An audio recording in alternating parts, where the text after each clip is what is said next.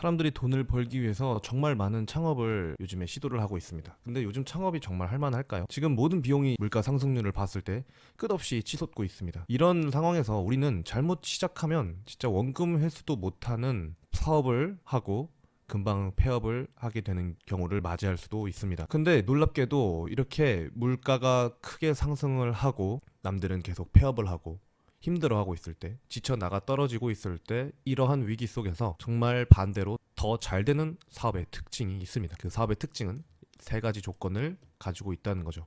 그래서 오늘은 고물가 시대, 폐업률이 높아지는 이런 힘든 상황 속에서도 잘 되는 사업이 어떤 건지를 한번 말씀을 드려보도록 하겠습니다. 사실 요즘에 창업 환경을 보면 창업을 해주겠다는 프랜차이즈들은 정말 많습니다. 그리고 대형 프랜차이즈 회사의 대표들은 정말 돈을 많이 벌고 있죠. 지금 2024년 기준으로 폐업 사업자 수는 100만 명이 넘어갔습니다. 그리고 1년 내 폐업하는 자영업 비율이 지금 50% 정도 된다고 합니다. 창업의 가장 큰 리스크는 이 기본 비용이죠. 이 기본 비용이 예전에는 1억 원을 넘는 경우는 많이 없었습니다. 그런데 작은 카페를 하나만 한다고 하더라도 카페 집기, 인테리어, 그리고 각종 설비 등을 합치면 1억 원은 그냥 넘게 됩니다. 우리가 이렇게 금방금방 무너지고 많은 사람들이 실패를 하는 이유는 바로 너무 큰 돈을 쓰기 때문이죠. 그래서 성공하는 사업의 가장 첫 번째 조건은 초기 투자 비용이 정말 저렴하다는 겁니다.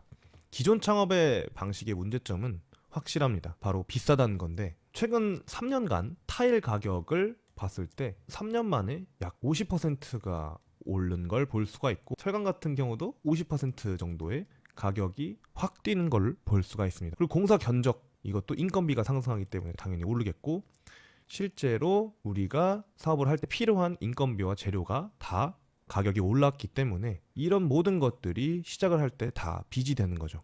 근데 반면에 작게 시작하는 방식의 사업은 성공할 확률이 굉장히 높아졌습니다.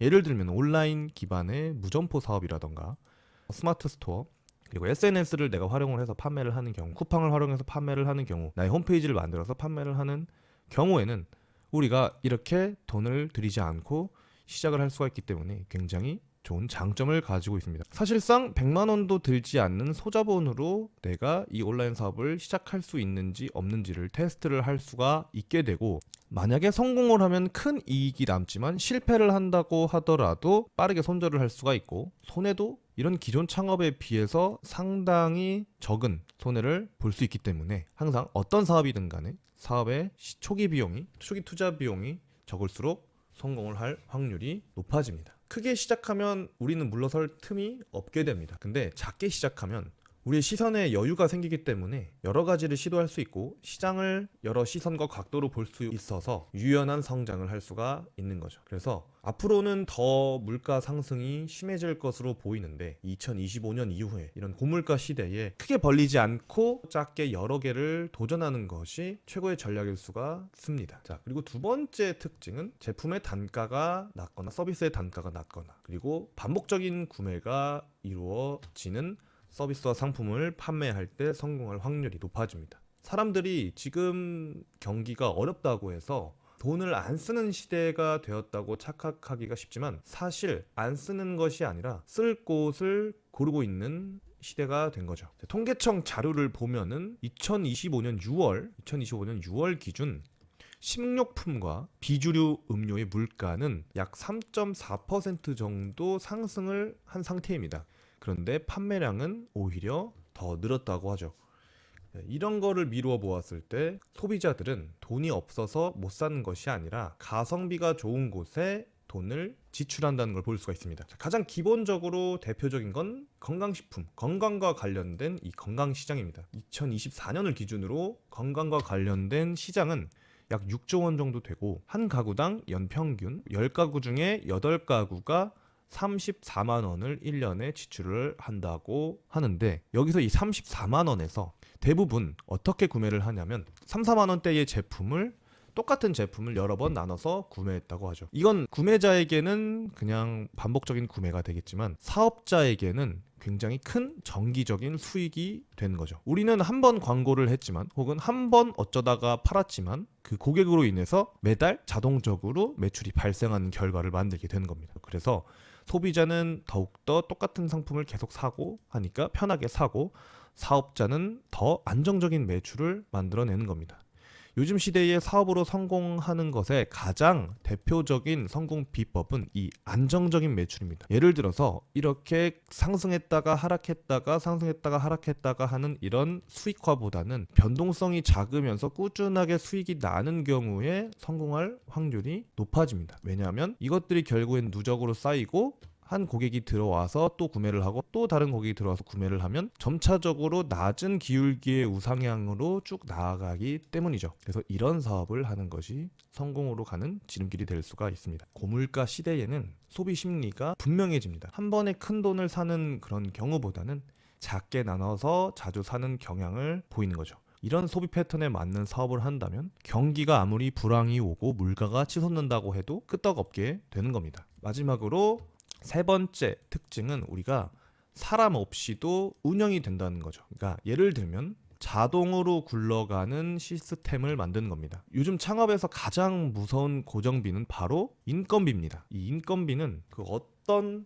고정비용보다 가장 부담이 되고 변동성이 심합니다. 어떤 사람이 어떤 직원이 나의 일을 할지 모르기 때문에 2025년 1분기 기준으로는 월 평균 임금이 483만 원이라고 합니다. 그리고 이제 우리 최저임금도 200만 원이 훌쩍 넘어버렸습니다. 근데 이 인건비는 문제가 뭐냐면 한 번 오르면 내려가지는 않습니다. 이 물가 같은 경우 혹은 재료비 이런 것들은 원자재 값은 올라갈 때도 있고 조금 줄어들 때도 있습니다. 근데 인건비는 당연히 한 번 오르면 절대 내려가지 않죠. 물가가 오르면 또 생계비가 오르기 때문에 이 생계비가 또 오르면 임금 인상에 대한 요구가 따라오게 되죠. 이거는 당연히 있을 수밖에 없는 구조적인 문제입니다. 그래서 요즘 잘 되는 성공하는 소상공인 모델은 1인 기업 혹은 가족 경영 혹은 무인 운영의 형태입니다. 직원을 안 쓰거나 아예 안 쓰거나 최소한으로 줄이는 형태입니다. AI 자동화 시스템이 요즘에는 너무나도 잘 되어 있기 때문에 이런 시스템들이 흐름을 굉장히 돕고 있습니다. AI를 도입한 기업의